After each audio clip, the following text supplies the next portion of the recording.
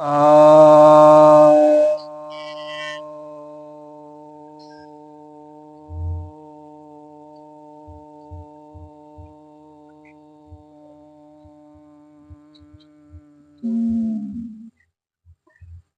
सभी भक्तजनों को सप्रेम नमन। भक्तों, आज आपके समक्ष ब्रह्मसूत्र के पहले अध्याय के तीसरे पाद के चौथे सूत्र की व्याख्या करने जा रहा हूं। बादरायण ऋषि इस सूत्र में बता रहे हैं, छोटा सा सूत्र है यह, प्राणभृच्च। यह सूत्र कह रहा है प्राणभृच्च अर्थात प्राणधारी आत्मा, यानी प्राणधारी जो जीवात्मा है वह भी इसका आधार नहीं हो सकता।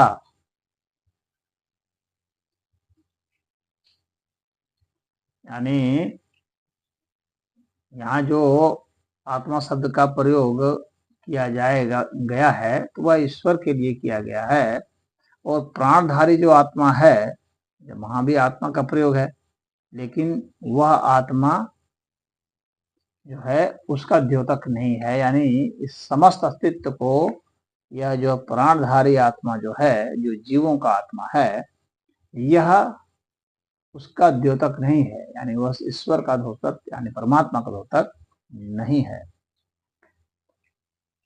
तो यह लिमिटेड है, प्राणधारी आत्मा जो है यह लिमिटेड है, यह सीमित है। तो प्राणधारी जो जीवात्मा है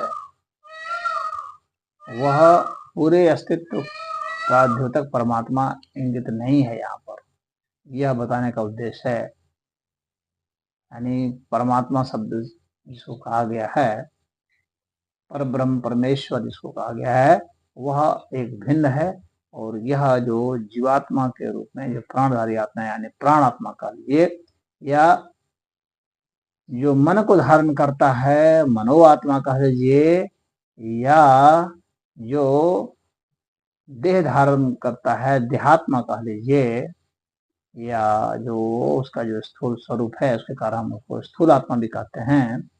और एक आत्मा का जो स्वरूप है विराट है, वो इस शरीर से भी कुछ बड़ा अस्तित्व रखता है, तो विराट आत्मा उसको कह देते हैं। और एक सूक्ष्म स्वरूप भी उसका है, जो कि एक शरीर से दूसरे शरीर में जाने की बात हम सुनते हैं, वह सूक्ष्म आत्मा है। इसके विषय में कहा जाता है कि एक शरीर को छोड़कर दूसरे शरीर को धारण किया।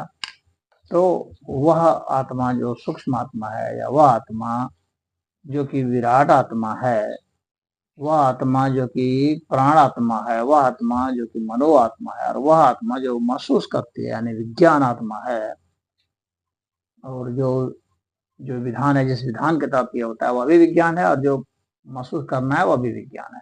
वह और जो आनंद स्वरूप है वह आत्मा ये जो है आनंद का उसमें उपाधि देने के कारण भी वह यह आत्मा नहीं है जो पूरे अस्तित्व को नियत करता है, जिसका नियंता है पूरे अस्तित्व का, वह यह नहीं है, ये अलग है। यह स्मित है और वह यानी परमात्मा असीम है। तो इन दोनों का यहाँ भेद करने के लिए ही इस सूत्र की बात किए हैं कि प्राणभृच्च। और इसका उदाहरण जो है हमें मुंडक उपनिषद में मिलता है, जिसमें स्पष्टता कहा गया है कि यह किस तरह का, जैसे मैंने अभी बताया, मन का प्राण की उपाधि और विज्ञान की उपाधि और आनंद की उपाधि, यानी जो पंचकोश है उन पांचों कोशों की जो उपाधि है, तो वह इसके लिए प्रयुक्त हो रही है। तो प्राणमय, मनोमय, अन्नमय, विज्ञानमय, आनंदमय, तो यह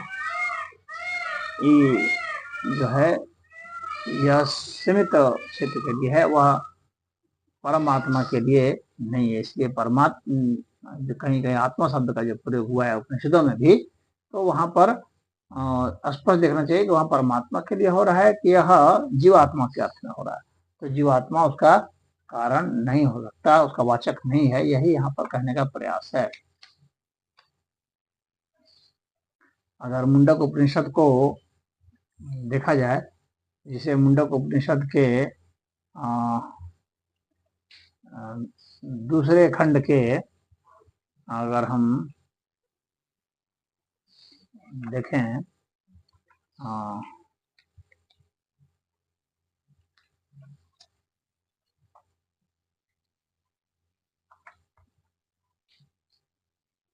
दूसरे खंड के अगर हम 7वें मंत्र को देखें,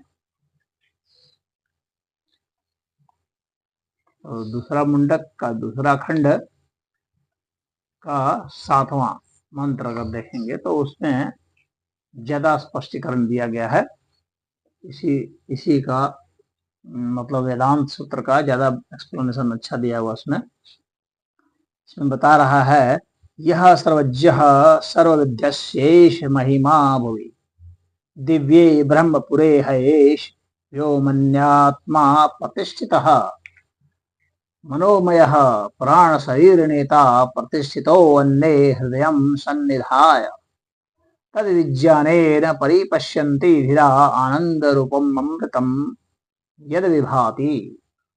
अर्थात जो सर्वज्ञ और सर्वविद है और जिसकी यह महिमा भूलोक में स्थित है, वह आत्मा दिव्य ब्रह्मपुर और हृदयाकाश में स्थित है। वह मनोमय तथा प्राण और सूक्ष्म शरीर को ले जाने वाला पुरुष हृदय को आश्रित कर अन्नमय देह में स्थित है। उसका विज्ञान अर्थात अनुभव होने पर ही विवेकी पुरुष जो आनंद स्वरूप अमृत ब्रह्म प्रकाशित हो रहा है, उसका सम्यक साक्षात्कार करते हैं।